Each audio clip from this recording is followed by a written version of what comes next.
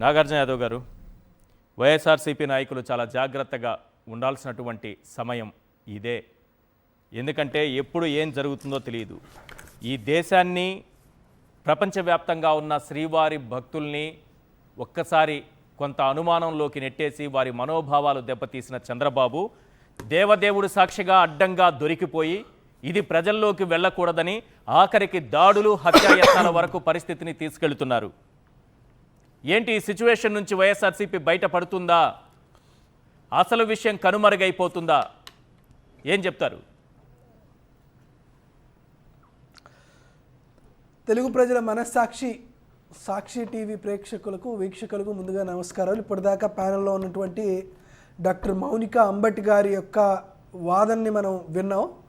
నిజానికి అంబటి రాంబాబు గారి కుమార్తె ఎలా మాట్లాడాలో ఆవిడ అలానే అంత ధైర్యంగానే మాట్లాడినందుకు, అటువంటి సమస్యను కూడా ఆవిడ ధైర్యంగా ఎదుర్కొన్నందుకు వారికి, వారి తల్లి అంబటి రాంబాబు గారి శ్రీమతి గారికి అందరికీ ముందుగా నా ధన్యవాదాలు, వారికి ఉద్యమాభివందనలు తెలియజేస్తున్నానండి. సరే, ఈరోజు నేను ఇద్దరికి రెండు విషయాలు తెలియజేస్తున్నా. ఒకటి నారా లోకేష్ గారికి, రెండు తెలుగుదేశం పార్టీ కార్యకర్తలకు. సార్, నారా లోకేష్ గారు, మీరు సాక్షి టీవీ చూస్తారని నాకు తెలుసు, మా మాటలు వింటున్నారని మాకు తెలుసు. లోకేష్ గారు, మీకు ఒక విషయం చెప్తాను వినండి. మీరు అధికారంలోకి వచ్చిన తర్వాత నుంచి ఇప్పటికీ ఎంతోమంది మీద కేసులు పెట్టారు. మా ఎమ్మెల్సీ అయినటువంటి తలశీల రఘురాం గారి పైన మొట్టమొదటిసారి ఈ కృష్ణానదిలో కొట్టుకుపోయిన ఈ పడవలి పైన ఆయన్ని అందులో జాయిన్ చేయించి ఆయన మీద కేసులు పెట్టారు. దేవినేని అవినాష్ మీద, పేరు నాని మీద, జోగి రమేష్ మీద, ఇట్లా ఎంతోమంది వైఎస్ఆర్ కాంగ్రెస్ పార్టీ నాయకుల పైన, నా పైన, కొండా రాజీవ్ గాంధీ పైన, కారుమూరి వెంకటరెడ్డి పైన, ఎంతోమంది నాయకుల పైన కూడా కేసులు పెట్టారు. లోకేష్ గారు, మిమ్మల్ని అడుగుతున్నాను, మీరు కేసులు పెట్టి అరెస్టులు చేసి రిమాండ్లకు వేసి కఠిన కారాగార వాసాన్ని మాకు అనుభవించిన మేము జైలు నుంచి వచ్చినటువంటి రెండవ నిమిషమే మీ పైన దాడి చేస్తున్నాం, మీ పైన విమర్శలు చేస్తున్నాం, ప్రజా సమస్యలపైన ఎక్కువ పెడుతున్నాం, మాట్లాడుతున్నాం. ఏం చేసింది మీ రెడ్ బుక్? మమ్మల్ని ఏం చేశారు? ఈరోజు మీరు అంబటి రాంబాబు పైన 3000 మంది తెలుగుదేశం పార్టీ కార్యకర్తలను పంపించి భయపెట్టి భయాందోళనకు గురి చేసి వారి కుటుంబ సభ్యులపైన తాగుబోతుల్ని, గంజాయి బ్యాచ్ని, బ్లేడ్ బ్యాచ్ని వాళ్ళ మహిళల మీదకు పంపించి ఆ మహిళలని కులం పేరుతో వారిని తిడుతూ వారి పైన నువ్వు రాక్షసానందం సాధించి ఆయన్ని జైలుకు పంపించాలన్నటువంటి కార్యక్రమంతో రిమాండ్ పంపిస్తున్నావు. సరే, దేవుడి దయ వల్ల రిమాండ్ రిజెక్ట్ అవ్వాలని కోరుతున్నావు. మళ్ళీ లోకేష్ గారు, మీకు చెబుతున్నాం, అంబటి రాంబాబు గారి ప్రాణానికి ప్రమాదం ఉందని మేమందరం భావిస్తున్నాం, మేమందరం భయపడుతున్నాం. వారికి ఖచ్చితంగా ఒకవేళ జైలుకు వెళ్ళినా కూడా జైల్లో కూడా ఆయనకి రక్షణ అవసరాలు ఉండాలని కోరుతున్నాం.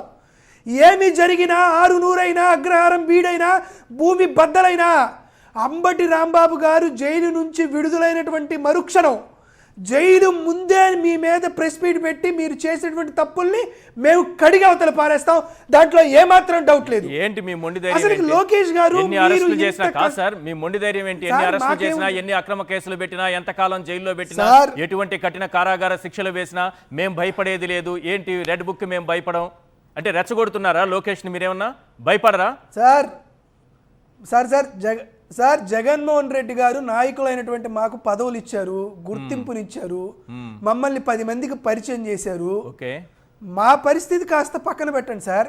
జగన్మోహన్ రెడ్డి గారు అంటే ఎవరో తెలియదు, జగన్మోహన్ రెడ్డి గారిని ఎప్పుడు చూసుండ్రు, ఈయన పేరు ఎప్పుడు జగన్మోహన్ రెడ్డి గారికి తెలియదు. ఎవరో ఎక్కడో చిత్తూరు జిల్లాలో తడలోనో, శ్రీకాకుళం జిల్లాలోనో, ఇచ్చాపురంలోనో జగన్మోహన్ రెడ్డి గారిని జీవితకాలంలో ఒక్కసారి కూడా నేరుగా చూడనటువంటి వైఎస్ఆర్ కాంగ్రెస్ పార్టీలో సోషల్ మీడియాలో పోస్టులు చేసేటువంటి వ్యక్తుల్ని అరెస్టు చేసి 10ల సంఖ్యలో కేసులు పెట్టి వారిని వివిధ ప్రాంతాల్లోకి తిప్పితే వాడు బెయిల్ తీసుకొని బయటికి రాగానే మళ్ళీ ఫేస్బుక్లో పోస్ట్ పెడుతున్నాడు, నారా లోకేష్ రెడ్ బుక్ రాజ్యాంగం రచించాలని. సార్, వారిని చూసిన తర్వాత అయినా మా అందరికీ ఇన్స్పిరేషన్గా ఉండదు సార్? వైఎస్ఆర్ కాంగ్రెస్ పార్టీ నాయకులైనటువంటి మా అందరికీ నిజంగా సోషల్ మీడియా సైనికులే మా అందరికీ ఇన్స్పిరేషను. వారు జగన్మోహన్ రెడ్డి గారి ద్వారా ఎటువంటి రాజకీయ, ఆర్థిక, సామాజిక గుర్తింపు పొందలేనటువంటి సాధారణ వైఎస్ఆర్ కాంగ్రెస్ పార్టీ కార్యకర్తలే పదుల సంఖ్యలో కేసులు పెట్టుకున్న తర్వాత కూడా వారిని లోకేష్ గారు తన రెడ్ బుక్తో మార్చలేకపోయారు.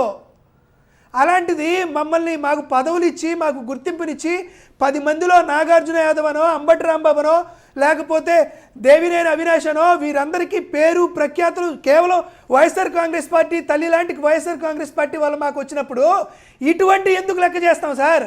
అయితే నాగార్జున యాదవ్ గొంతు మూపించచ్చు, అంబటి రాంబాబు గారి గొంతుని మూపేయచ్చు. నాగార్జున యాదవ్ కాకపోతే కారుమూరి వెంకటరెడ్డి, కారుమూరి వెంకటరావు కాకపోతే కొండారాజు కాకపోతే శివశంకర్ రాకపోతే మరొక XYZ. అంతేగాని తెలుగుదేశం పార్టీ యొక్క అరాచకాల్ని వైఎస్ఆర్ కాంగ్రెస్ పార్టీ నాయకులు మేము ఎప్పుడు వెనుకడుగు వేయం.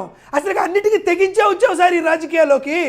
ఎన్టీ రామారావు లాంటి మహానుభావులనే బయటికి పంపించారు, నాదెండ్ల భాస్కర్ రావు లాంటి వాళ్ళు బయటకు పంపించారు, పివి నరసింహరావు లాంటి వాళ్ళు బయటకు పంపించారు, ఇందిరాగాంధీ, వైఎస్ రాజశేఖర రెడ్డి గారు అక్కడ ఉన్నటువంటి గొప్ప యోధులందరినీ కుళ్ళు కుతంత్రాలు చేసి రాజకీయాలుగా బయటకు చేసి ఫిజికల్గా ఎలిమినేట్ చేసినటువంటి వంగవీటి రంగా లాంటి వాళ్ళని ఎంతోమందిని చూసాం. ఇవన్నీ చూసిన తర్వాత ముక్కు మొహం తెలియకుండా రాజకీయాల్లోకి రాలా.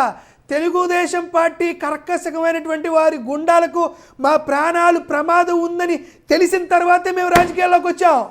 మాకు ఆ ధైర్యం ఉంది, ప్రజాస్వామ్యంలో మేము పోరాడుతూనే ఉంటాం. కాబట్టి లోకేష్ గారికి ఏం చెప్తున్నానంటే, రెడ్ బుక్ కాదు కదా, మీకు నచ్చిన బుక్ ఎంతమందిని మీరు ప్రయోగించినా వైఎస్ఆర్ కాంగ్రెస్ పార్టీని మీరు ఏమీ చేయలేరు. మీరు వ్యక్తిగతంగా నాగార్జున యాదవ్నో లేకపోతే అంబటి రాంబాబునో లేకపోతే కల్లం హరికృష్ణారెడ్డి లాంటి యోజన విభాగ నాయకుడినో జక్కంపూడి రాజా లాంటి రాష్ట్ర అధ్యక్షులు మాజీ మంత్రి కుటుంబ సభ్యుల్లో మీరు ఏదైనా కొంత తాత్కాలికంగా ఇబ్బంది పడచ్చు, మీరేం చేయలేరు కదా. ఇప్పుడు మనకి ఆయన కనపడుతున్నారు జోగి రమేష్ గారు. ఎన్ని రోజులు ఉన్నారండి జైల్లో? 4 నెలలో 5 నెలలో జైల్లో ఉన్నారు. జైలు నుంచి బయటికి రాగానే నారా లోకేష్ గారు మీకు చిప్పు దొబ్బిందేమో అని అన్నాడు. ఆ మాట అనడం తప్పైపోయిందంట. అందుకని చెప్పి వారి మీద నారా లోకేష్ గారి చిప్పు దొబ్బింది ఈ మాటలు అవసరమా? ఎందుకనాలి? అవును సార్, మరి మీరు మా ముఖ్యమంత్రి గారిని సైకో అని ఎందుకు అంటున్నారు? సైకో ఎక్కువ, చిప్పు దొబ్బిందని అనడం ఎక్కువ? నీ పుట్టకే కల్తీ పుట్టక, ఇది ముఖ్యమంత్రిగా ఉన్నప్పుడు జగన్మోహన్ రెడ్డి గారు అనింది. నీది తప్పుడు పుట్టక, నువ్వు లండన్కి ఎందుకు వెళ్ళావో తెలుసా? ఈ వాక్యాలన్నీ ఎవరు చేశారు? సో మీరు చేస్తే మాకు చాగంటి ప్రవచనాలుగా గరికపాటి సూక్తుల్లాగా కనపడుతున్నాయా? జోగి రమేష్ గారు కాస్త చిప్పు దొబ్బింది అని అంటే తప్పైపోయి వారిపైన పెట్రోల్ బాంబులు వేసి, జోగి రమేష్ గౌడ కులానికి సంబంధించినటువంటి వ్యక్తి పైన మీరు పెట్రోల్ బాంబులు వేసి ఆ ఇల్లును తగలబెడతారా? ఏం సార్, ఏమి సందర్భం? ఏం తమాషాలా మీకు? ఎంతమందిని చంపుతారు? ఎంతమంది మీద పెట్రోల్ బాంబులు వేస్తారు? ఈ రాష్ట్రంలో బీసీలు 50% పైగా ఉన్నారు. తెలుగుదేశం పార్టీని విమర్శిస్తే చంపుతారా, నరుకుతారా, దాడులు చేస్తారా? మేము రప్పా అని ఒక ఫ్లెక్సీ పెట్టుకుంటే మా పైన 60 రోజులు 70 రోజులు రిమాండ్ వేశారు కదా. పెట్రోల్ బాంబు వేసినటువంటి వాళ్ళపైన ఏం చేయాలా? మీరు ఏం చేయగలుగుతున్నారు ఈ రాష్ట్రాన్ని అనేది ఒకటి చెప్తున్నా. ఇంకొక సూచన ఎవరికి ఇస్తున్నారంటే తెలుగుదేశం పార్టీ వాళ్ళకి. అక్కడ మీకు స్క్రీన్ మీద కనపడుతున్నారు సార్, రాళ్ళు వేస్తున్నారు పిల్లలు, రాళ్ళు వేస్తున్నారు, పెట్రోల్ బాంబులు వేస్తున్నారు. ఆ పిల్లలకి అక్కడ పోలీసులు ఉన్నారు. ఏం సార్ వాళ్ళకి ఏం ఎవరిని వాళ్ళని ఉసిగెలిపింది? అది అక్కడ ఎవరో మహిళ కాదో ఆవిడ కూడా కనపడుతున్నారు. వారికి ఏంది, వారికి సమాజం ఏంది? అది ఆ రాయి ఏంటి? ఆ ఉసుగొలిపారు, మీరు రికార్డ్ అయ్యారు. ఎల్లకాలం చంద్రబాబు నాయుడు గారు, లోకేష్ గారు అధికారంలో ఉంటారా? ఈరోజు 20 నెలలు అయింది. మీకు కార్యకర్తలకి చంద్రబాబు నాయుడు గారు ఏం చేశారు? మీకు ఏమైనా ఆర్థిక ప్రయోజనం అందించారా? మీకు ఏదైనా రాజకీయ ప్రయోజనాలు కల్పించారా? తనకు కావాల్సిన వాళ్ళకి, తన సామాజిక వర్గాల వారికి, తన వ్యాపార వర్గాల వారికి వీరికి 99 పైసలకి మీకు భూములు ఇస్తున్నారు కదా. కార్యకర్తలకు ఏమి ఇచ్చారు తెలుగుదేశం పార్టీ కార్యకర్తలకి?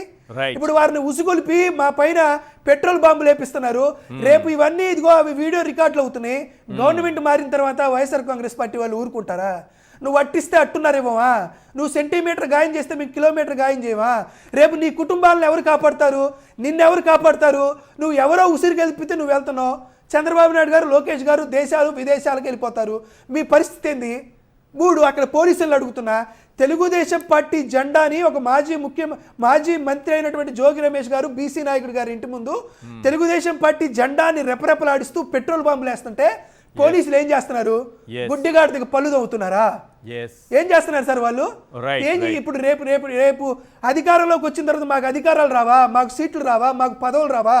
ఈ రోజు చంద్రబాబు నాయుడు గారు, అనిత గారు, ఈ రోజు వారు కూర్చున్నటువంటి కుర్చీలు మేము 2 ఏళ్ల క్రితం వదిలేస్తే వచ్చిన కుర్చీలే, ఆ కుర్చీలు మాకు కొత్త కావు అని మేము అడుగుతున్నాం. Yes, ఇది ఈ రోజు మీరు ఇంత దౌర్జన్యాలు, దారుణాలు, ఉన్మాదపూర్వకంగా మీరు ఉన్నారు కదా, ఆ కుర్చీలు మాకు తెలియవా?